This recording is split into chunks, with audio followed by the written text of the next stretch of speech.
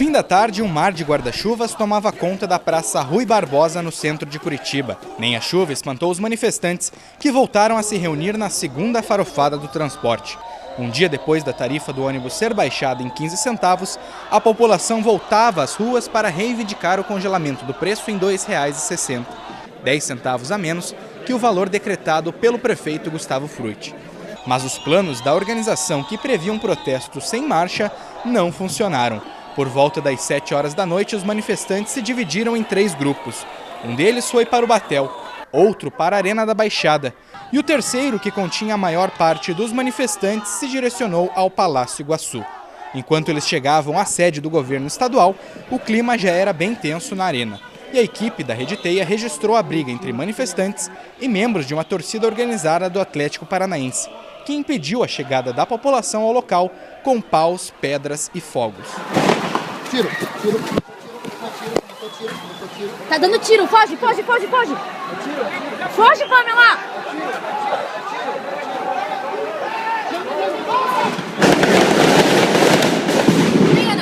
Enquanto isso, no Palácio Iguaçu, a população ocupou a Praça Nossa Senhora de Salete e seguia com as reivindicações.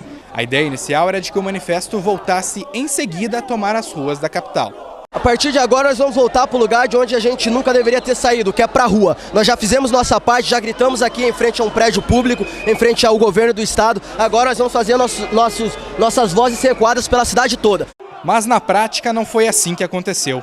Os manifestantes permaneceram em frente às 2 entradas do Palácio Iguaçu. O tempo passava, a paciência diminuía e a agressividade aumentava.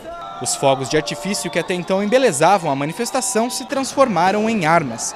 Fogos, além de bombas, pedras e garrafas, eram arremessados em direção aos policiais que faziam as linhas de contenção.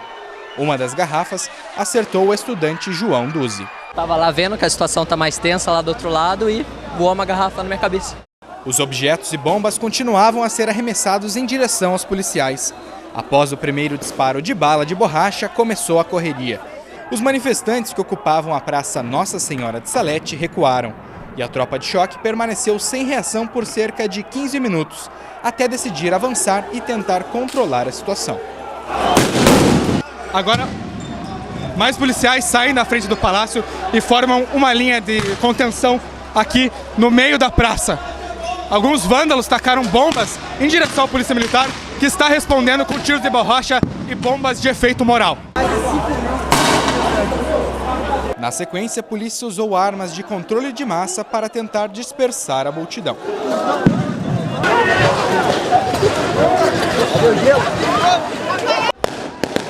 Depois de algumas bombas de gás lacrimogêneo, os olhos e o nariz coçam muito e parece que finalmente os vândalos que tentavam invadir aqui o Palácio do Iguaçu se dispersaram e a polícia mantém o bloqueio aqui na praça, na frente do Palácio do Governo. Parece que finalmente agora acabou a confusão.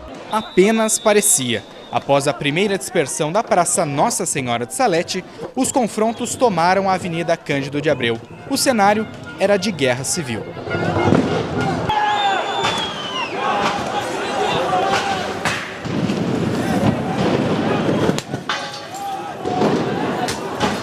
Alguns vândalos agora depredam o Tribunal de Justiça, que fica ao lado da Assembleia Legislativa do Paraná, e a polícia reage. Eles agora estão marchando da frente do Palácio do Governo em direção ao Tribunal de Justiça. Eles respondem com bombas de efeito moral e também muitas balas de borracha. E não só o Tribunal de Justiça foi alvo da depredação.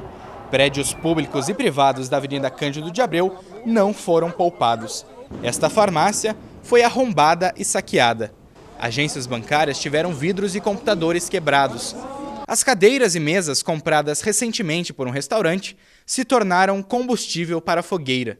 E o Fórum Civil também teve portas e janelas quebradas. A sede da prefeitura também foi atacada por vândalos. A gente vê aqui que o que era vidro não restou nada. E agora a Guarda Municipal ela faz a segurança aqui desse prédio, que é da Prefeitura Municipal de Curitiba.